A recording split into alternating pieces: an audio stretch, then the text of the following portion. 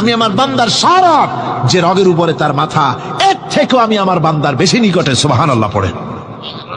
আমি তোমার কাছে, আমার কাছে মাপ চাও, যত বড় গুনাহ হোক। ওয়াকালা রাব্বুকুম উদউনি আস্তাজিব লাকুম। তোমার প্রভু তোমাকে ডেকে বলেছে আমাকে ডাকো, আমি মাফ করে দেব। সুবহানাল্লাহ বিহামদি। কত বড় কথা, আমাকে ডাকো, নিরাশ হয়েও না, হতাশ হয়েও না। আল্লাহর গজব বেশি না রহমত বেশি? আল্লাহর রহমত বেশি। হাদিসে কুদসির ভিতরে এসেছে, আল্লাহ পাক বলেছেন, কোন বান্দা যদি আমার দিকে এক বিগত অগ্রসর হয়, আমার রহমত তার দিকে এক হাত এগিয়ে যায়। কোন বান্দা যদি আমার দিকে হেঁটে আসে, আমার রহমত তার দিকে দৌড়ে যায়। বান্দা যখন আল্লাহর দরবারে দুহাত উঁচু করে চোখের পানি ফেলে দেয়, মুসলিম শরীফের হাদিসের ভিতরে এসেছে, গভীর রাত্রে, রাতের তৃতীয় অংশে আল্লাহ রাব্বুল আলামিন প্রথম আকাশে আসেন আর ডেকে বলেন, পৃথিবীতে আছো নাকি কেউ গুনাহ করে জীবন বরবাদ করে দিয়েছো? আমার কাছে মাফ চাও। ঋণগ্রস্ত আছো, অসুস্থ আছো, অপমানিত আছো, কে আছো মাজলুম? আমাকে ডাকো, আমার কাছে বলো, আমি ডাকের সাড়া দেব, জীবনের আশা পূরণ করে দেব।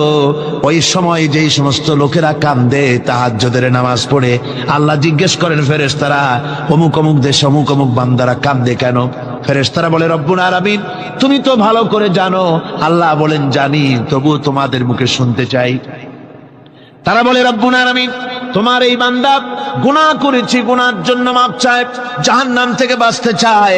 আল্লাহ পাক বলেন, ফেরেশতারা আমার এই বান্দারা আমারে দেখেছে নাকি? বলে দেখে নাই। বলে আমার দোজখ দেখেছে নাকি? বলে না, তাও দেখে নাই। আমার বেহেশত দেখেছে নাকি? বলে না, তাও দেখে নাই। আল্লাহ পাক বলেন, ফেরেশতারা সাক্ষী থাকো, ওরা আমাকে দেখে নাই, আমার বেহেশত দোজখ কিছুই দেখে নাই। শুধুমাত্র আমার নবীর কথা, আমার কোরআনের কথা বিশ্বাস করে আরামের ঘুমকে হারাম করে যেভাবে তারা কাঁদতেছে, সাক্ষী থেকে যাও ফেরেশতারা, আবার রহমতের দরিয়ায় জোশ মেরেছে আমার ওই ক্রন্দনরত বান্দাগুলিকে আমি আল্লাহ মাফ করে দিলাম।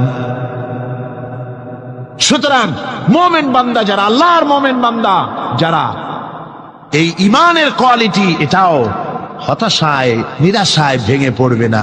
গুনাহ তো মানুষই করে, গুনাহ হয়ে গেছে, মাপ